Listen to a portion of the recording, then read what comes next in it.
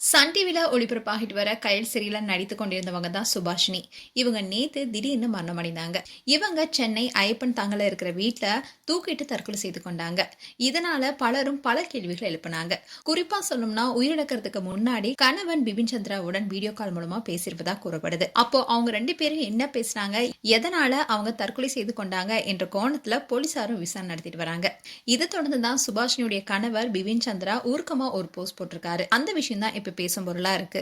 சுபாஷினி தற்கொலை செய்து கொண்டதுக்கு அப்புறமா சோசியல் மீடியா முழுக்கவே பலருமே நேரடியாவே பிபின் சந்திராவை குற்றம் சாட்டி விமர்சனம் பண்ணாங்க.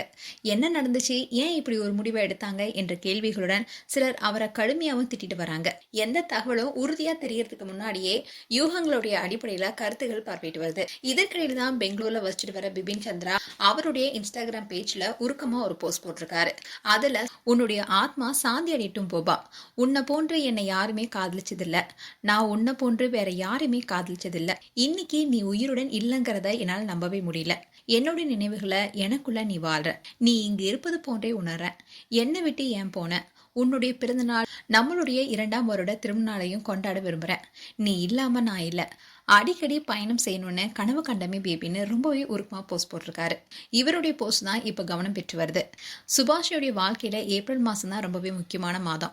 ஏப்ரல் 12ஆம் தேதி தான் இவங்க பிறந்திருக்காங்க. அவங்களுக்கு ஏப்ரல் 21, 2024 தான் திருமணம் நடந்துச்சு. ஸோ இந்த மாதத்தில் தான் அவங்களுடைய 2வது வருட திருமண நாளை கொண்டாட இருந்தாங்க.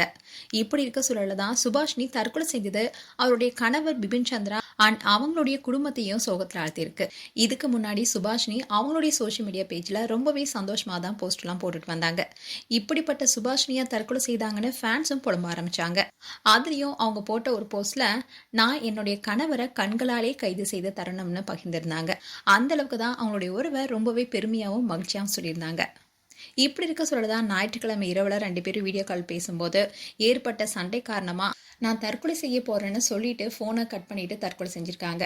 இந்த விஷயம் தான் பலருமே அதிர்ச்சிக்குள்ளாக்குனுச்சு. இவங்களுடைய உண்மையான பெயர் சாஷ்வி பாலா. சுபாஷினுடைய உடல் சென்னை கீழ்ப்பாக்கத்தில் இருக்க கவர்மெண்ட் ஹாஸ்பிட்டல்ல தான் பிரேத பரிசோதனை செய்தாங்க. இதை தொடர்ந்துதான் நடிகர்கள் அஞ்சலிக்கு அப்புறமா உடல் இலங்கைக்கு கொண்டு செல்லப்பட்டதா சுபாஷுடைய உறவினர்கள் தெரிவிச்சிருக்காங்க. மேலும் சுபாஷினி குறித்து உங்களுடைய கருத்துக்களை கமெண்ட் செக்ஷன் சொல்லுங்க. இது போன்ற வீடியோஸை பார்க்க நியூஸ் தமிழ் கிட்ஸ் சப்ஸ்கிரைப் பண்ணுங்க. மறக்காம நோட்டிபிகேஷன் பட்டனை கிளிக் பண்ணுங்க.